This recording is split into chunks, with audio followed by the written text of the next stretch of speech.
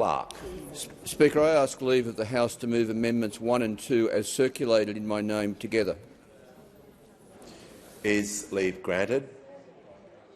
Leave is granted. The member for Clark may proceed. Thank you, Speaker. Then I move amendments 1 to 2 as circulated in my name together. Speaker, I support the bill. It is long overdue and sorely needed. The bill, of course, responds in part to the recommendations of the Set the Standard report, which in turn was the product of the 2021 independent review into Commonwealth parliamentary workplaces conducted by the Australian Human Rights Commission and headed by former Sex Discrimination Commissioner Kate Jenkins.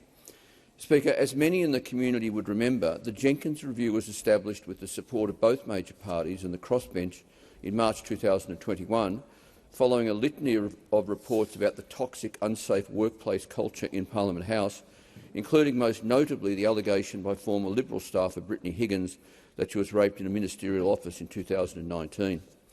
As Commissioner Jenkins noted, the Commonwealth Parliament sits at the heart of Australia's representative democracy.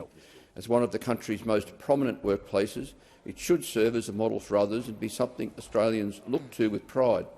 In other words, it's imperative that the people who work in this building are safe and respected and feel they can speak up against bad behaviour. Regrettably, however, this has not been the case, which is why the review found that too often this workplace didn't provide a safe environment for many, largely driven by power imbalances, gender inequality and a lack of accountability. Indeed, the actions of some people in this building over many years has made a mockery of this institution and left the community with little trust in what goes on in here. Deputy Speaker, this bill can help address the dreadful situation because the Independent Parliamentary Standards Commission, the IPSC, promises to operate as a fair, independent, confidential and transparent system to handle complaints and make findings about misconduct, and to make recommendations on sanctions for parliamentarian staff and others who breach codes of conduct. I obviously welcome this reform. But frankly, there is one glaring omission, Deputy Speaker, which is what I aim to address with my amendments.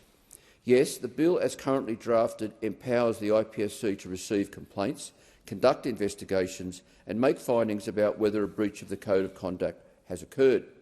In less serious cases, the Commission can determine and impose a non-parliamentary sanction, such as a written reprimand, a requirement to undertake training or a small fine. And this all sounds good.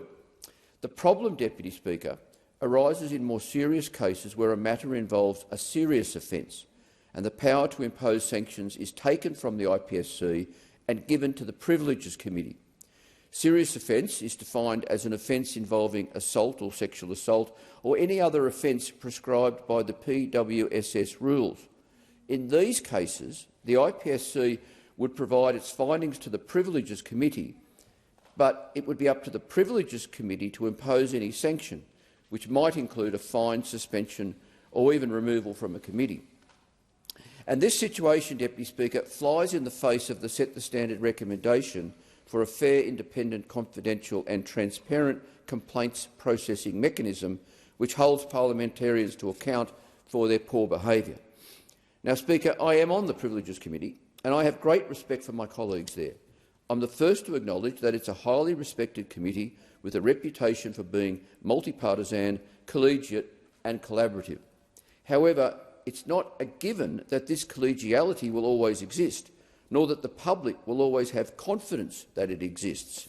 And if trust breaks down, especially between the committee and the community, and the idea takes hold that poor behaviour is not being dealt with by an independent expert body, then at best we've failed the so-called pub test, at worst allowed this place to drift into lawless mediocrity, which is why my amendments enable the IPSC to include recommendations for any sanctions in its report to the Privileges Committee. Moreover, should the Privileges Committee deviate from the recommendations of the IPSC, it must table its reasons for doing so when reporting its decision. Only then could everyone, including the community, be confident that complaints, investigation and processing within this workplace is fair, independent, confidential and transparent, as recommended by the Set the Standard report. Importantly, Deputy Speaker, my amendments respond to concerns which have been raised by a number of organisations focused on women's safety, transparency and good governance, including Fair Agenda, Transparency International Australia and the Australian Democracy Network. And on that note, Deputy Speaker, I thank Fair Agenda in particular for their engagement on this issue, and I commend the amendments to the House.